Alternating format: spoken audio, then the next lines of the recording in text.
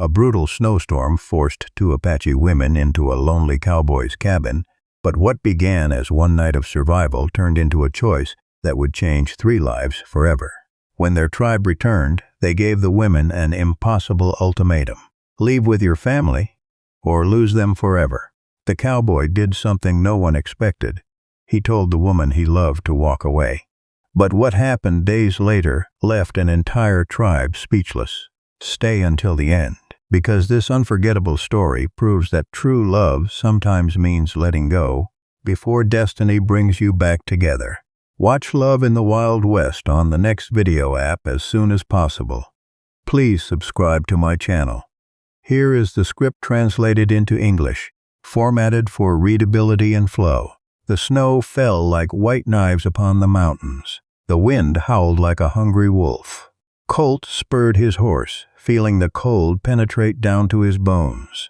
8 months, 8 long months, driving cattle through wild territories, sleeping under the stars, dreaming of this moment. His ranch appeared through the storm like a ghost, but something was wrong. Smoke rose from the roof. Someone had lit his fireplace. Colt dismounted in one swift motion. His hand instinctively sought the revolver at his belt. He approached the door slowly. He pushed it open with force. "Freeze!" he shouted. 2 young women jumped up by the fire, their eyes shone with terror in the dim light. One of them raised her hands, trembling. "Please, don't hurt us." Colt lowered his weapon, confused. They were Apache women, dressed in traditional clothes that were soaked and torn. The one who had spoken was energetic, with lively eyes. The other remained silent, watching him with a calmness that unsettled him.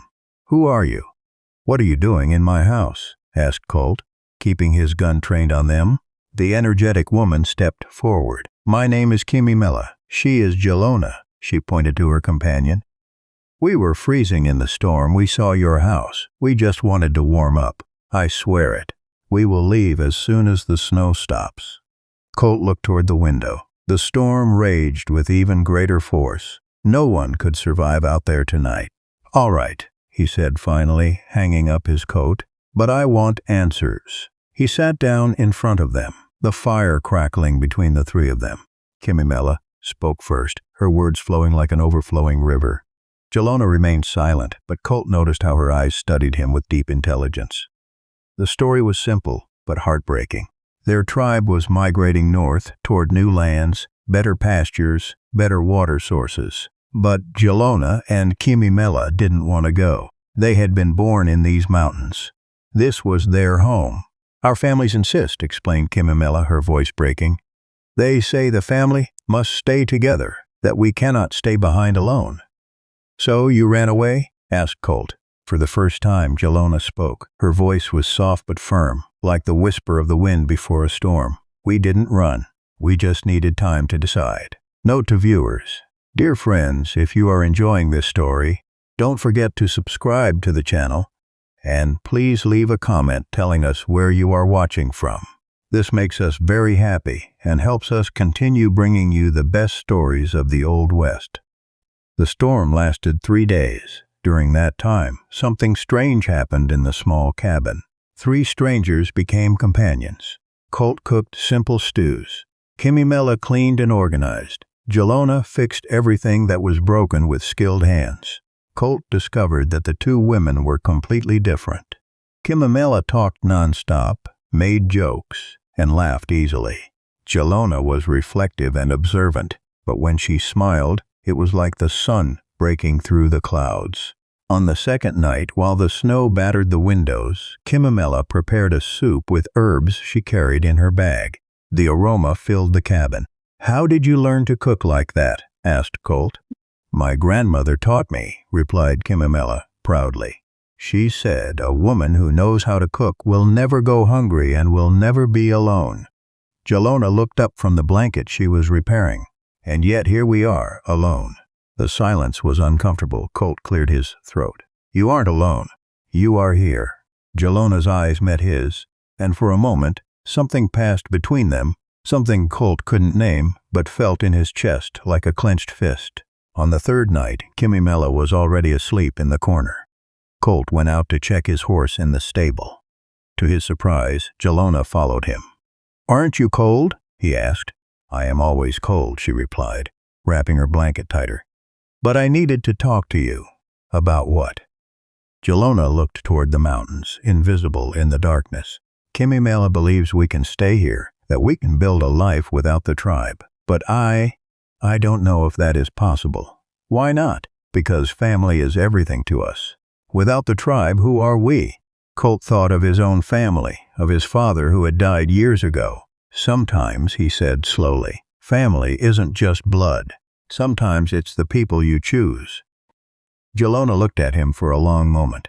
Then, without saying anything else, she returned to the cabin. Colt stayed outside, watching the snowfall, wondering what the hell was happening to his heart. On the fourth day, the storm finally ceased. The sun shone on a white, pure world. Chimney screamed with joy, running outside like a child, but the joy didn't last long. On the horizon, 3 figures on horseback approached slowly.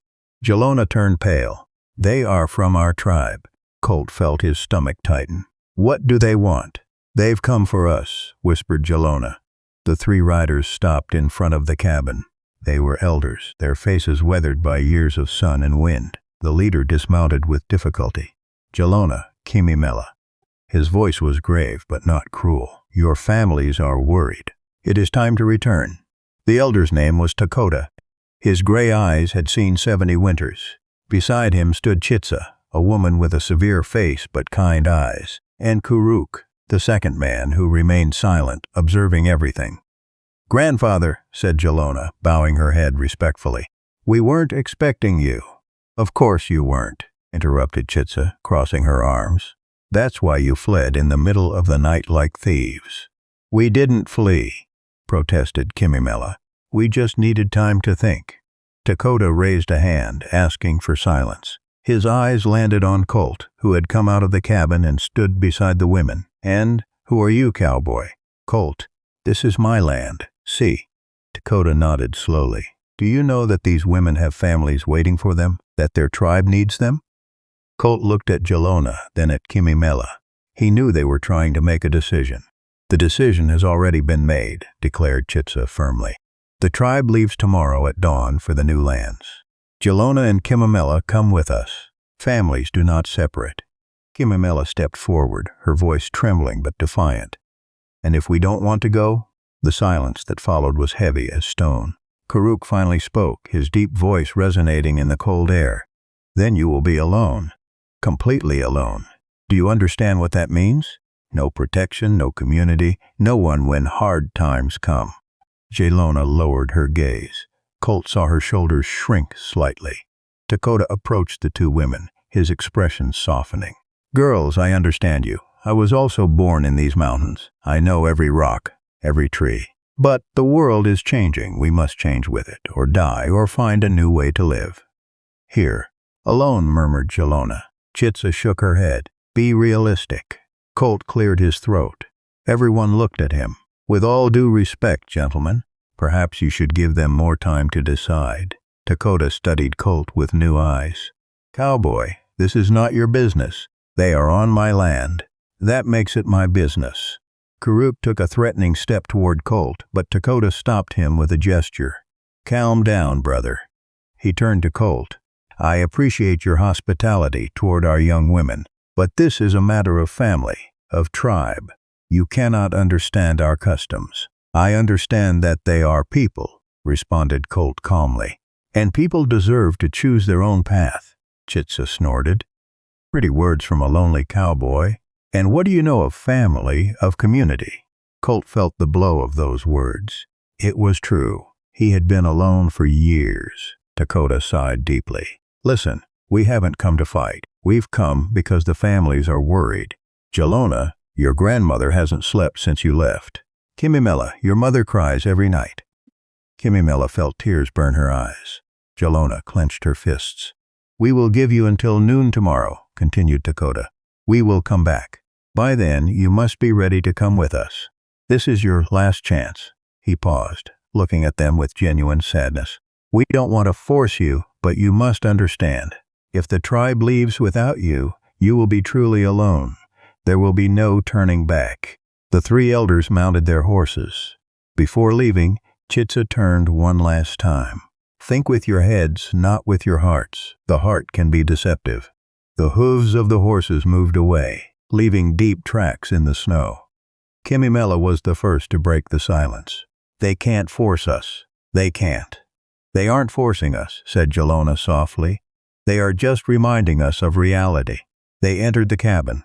The warm atmosphere of the previous days had disappeared, replaced by a heavy tension. Colt prepared coffee while the women sat by the fire. No one spoke. Finally, Jelona looked up. Colt, can we ask you an honest question? Sure. Why do you defend us? You barely know us. Colt served the coffee, thinking carefully about his answer. When I was young, my father wanted me to stay on his ranch, to follow in his footsteps. But I wanted to be a cattle driver, to travel, to see the world. He sat in front of them. We had a terrible fight. I left. He never forgave me. He died 5 years later. We never made peace. Jelona and Chimney listened in silence. What I learned, continued Colt, is that some decisions don't have right answers, only consequences, and you have to be able to live with them. Do you regret it? Asked Chimney quietly. Every day, admitted Colt. But I also know that if I had stayed only because he wanted me to, I would have been miserable. I would have lived another man's life, not mine. Jelona looked at the fire, her eyes reflecting the flames. It's different for us. It's not just our parents. It's the whole tribe, our entire community. I know. Silence fell again. That night, Chimney fell asleep quickly, exhausted by emotions, but Jelona remained awake, staring at the ceiling. Colt couldn't sleep either. He went outside. To his surprise, Jelona was already there, looking at the stars. You can't sleep either. Hey, too many thoughts. They stood together in silence. Finally, Jelona spoke. Colt, what do you see when you look at your future? He considered the question. Honestly, I haven't thought much about it. One day at a time. I used to see my future clearly, she said. Living with my tribe, getting married someday, having children, aging surrounded by my people. But now, her voice broke slightly. Now, I don't know what I see. Colt felt his heart race. He wanted to say something, but didn't know what. Jelona turned to him. Tomorrow we have to decide, and honestly, I'm terrified. Whatever your decision, said Colt, it will be the right one. Dawn arrived too quickly. Colt hadn't slept all night. His thoughts spun like a whirlwind. At noon, the elders would return, and then Jelona and Chimney would leave forever. He got up before the women and prepared strong coffee. He was looking out the window when he heard movement behind him. Good morning, said Jelona softly. Her eyes showed she hadn't slept either. Good morning. Colt served her a cup. Have you decided? Jelona didn't answer immediately. She sat by the fire, wrapping her hands around the hot cup. Chimney wants to stay. She says we can build a life here. And you? I think of my grandmother, of everyone we left behind. A tear rolled down her cheek. How can I be happy knowing they suffer because of me? Colt sat in front of her. For a long moment, they just looked at each other. He saw the pain in her eyes, the battle raging within her heart. Jelona, he began, his voice more serious than he intended. I have to tell you something. She looked at him, waiting, but Colt stopped. The words stuck in his throat. What was he going to say? That he had fallen in love with her in just 4 days? That the idea of seeing her leave broke his heart? It sounded ridiculous, even in his own mind. What is it? Asked Jelona. Colt took a deep breath. I think you should go with your tribe. Jelona blinked, surprised. What?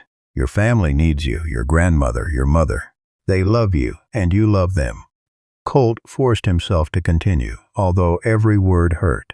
I have lived with the regret of distancing myself from my family for years. I don't want that for you. But I thought. Jelona didn't finish the sentence. Chimney entered at that moment, yawning. What's happening? Colt stood up. I was telling Jelona that I think you should go with your tribe. What? Chimney almost shouted. But last night you said we should follow our hearts. And I mean that seriously, responded Colt firmly. But I also say that family is important. More important than anything. Jelona looked at him with an expression Colt couldn't decipher. Disappointment, relief, confusion. I don't understand, muttered Kimamela. Why did you change your mind? Because if you stay, Titi thought Colt, I don't know if I'll ever be able to let you go. And that wouldn't be fair to them. Because I've been thinking all night, he said aloud. And I realized that you would regret it. Maybe not today, maybe not tomorrow, but someday, when you think of your families, of everything you left behind, that regret would consume you. Silence filled the cabin. Jelona finally spoke. Her voice was barely a whisper. And if we are wrong, what if this is our place? Colt looked her directly in the eyes. Then you will come back. The new lands aren't that far. If after being with your tribe, after seeing your families, you still feel that this is your home, you will return. And he stopped, taking a deep breath. I will be here.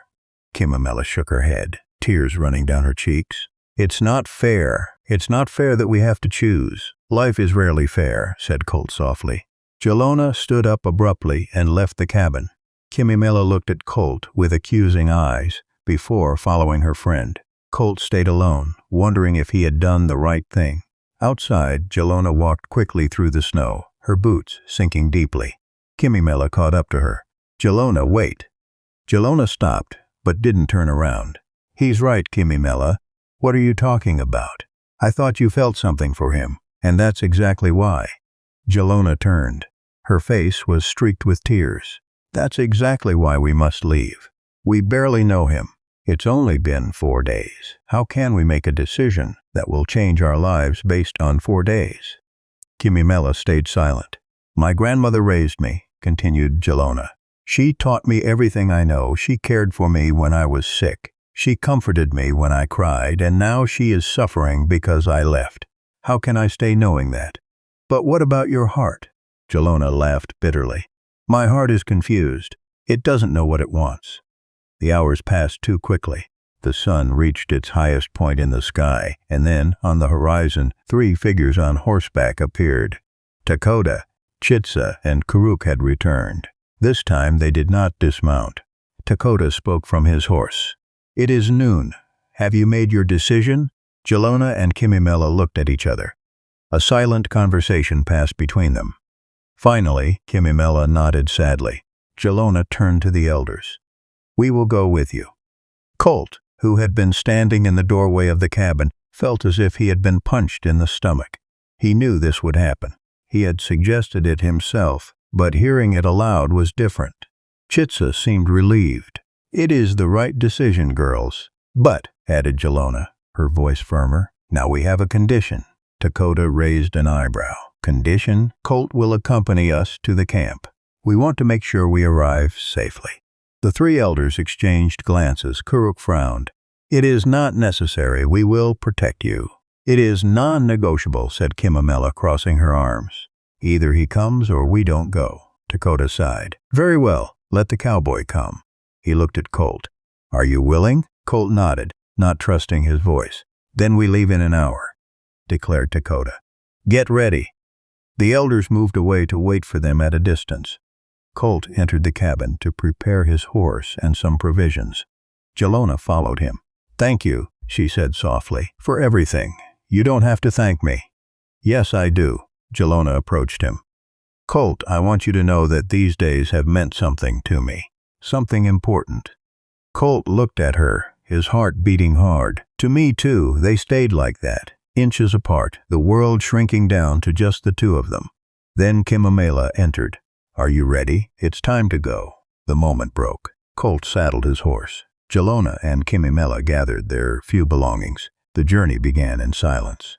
6 horses advanced through the snow, leaving deep tracks behind. Takota led the group, followed by Chitsa and Kuruk. Behind them came Jelona, Kimamela, and Colt. The tribal camp was a 3-day journey north, crossing frozen valleys and treacherous mountains. The first day passed without incident. They camped that night next to a frozen stream, while the elders prepared the fire.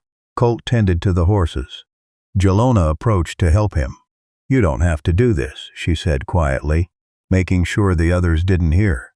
I want to do it. Colt adjusted the blanket over his horse. I want to make sure you arrive well. And after that, you just leave? Colt didn't answer. He didn't know what to say.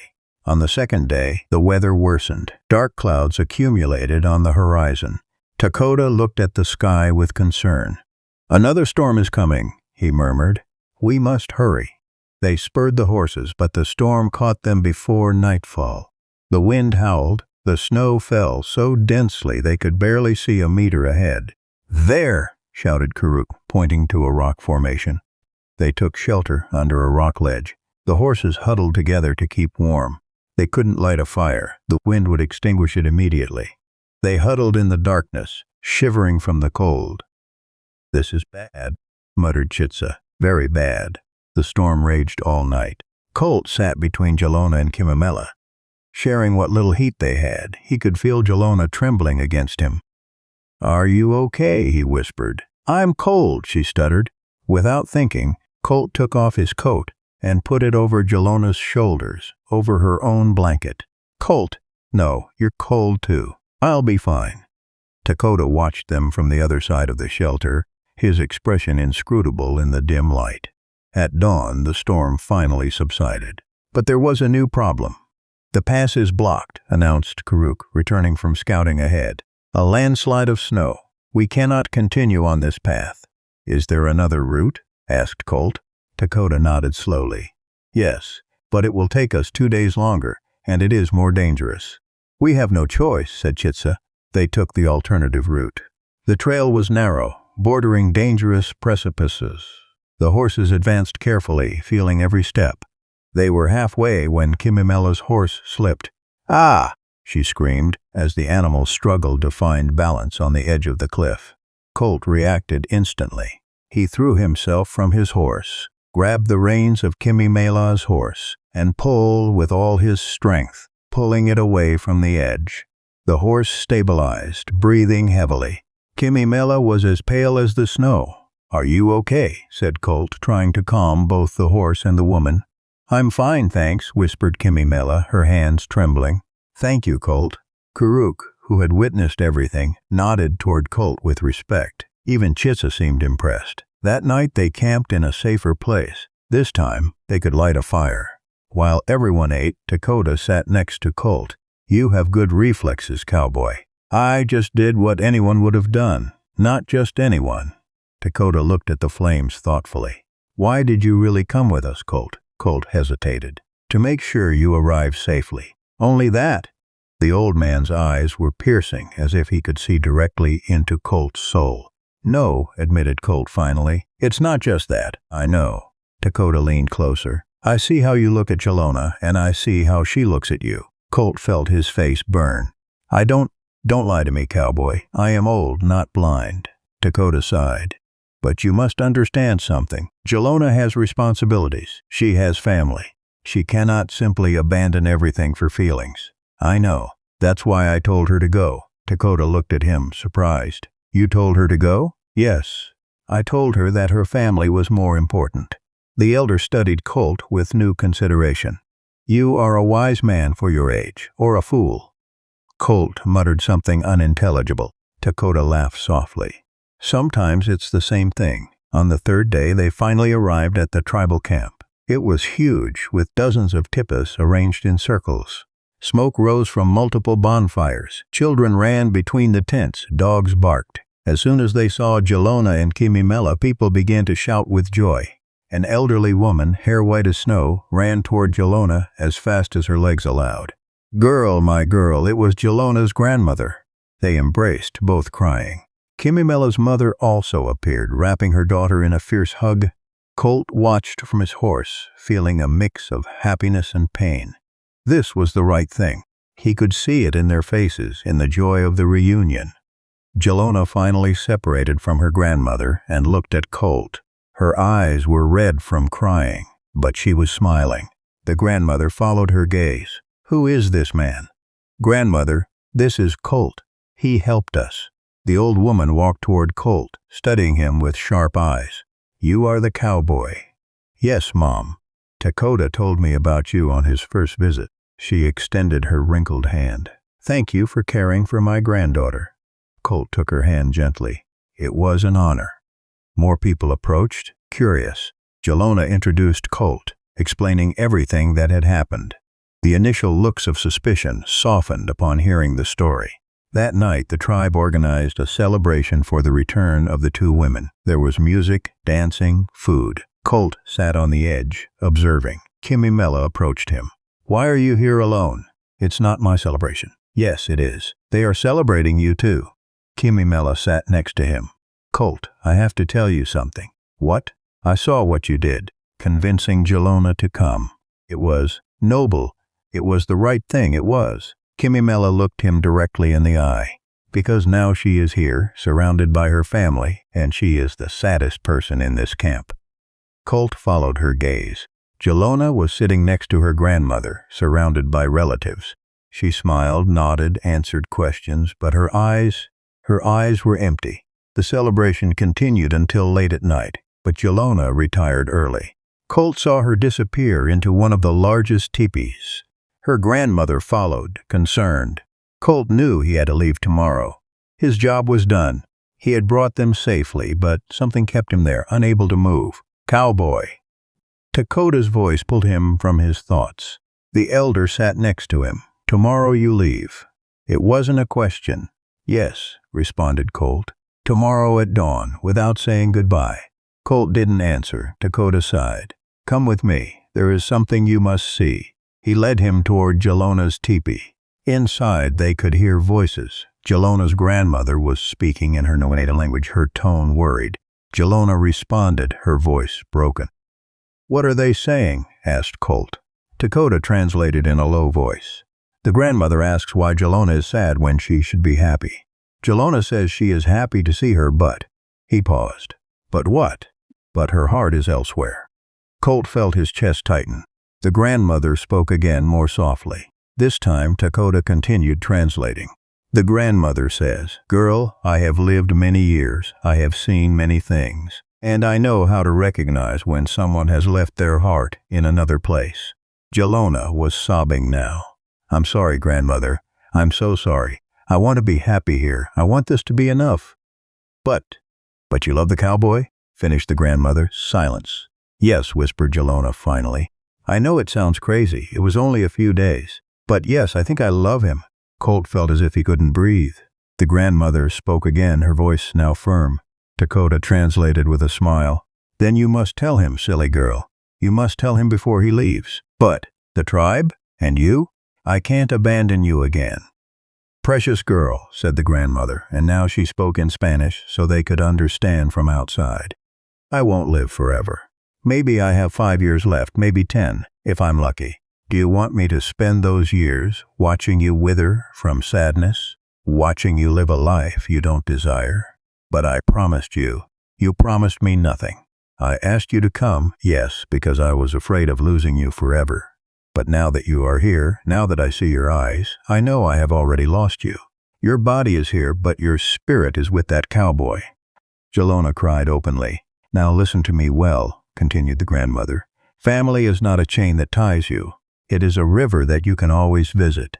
You can go with him, build your life, and still come back to see me. The new lands are not that far. 3 days' travel. You can visit me every month if you want." "Do you really mean it?" "With all my heart."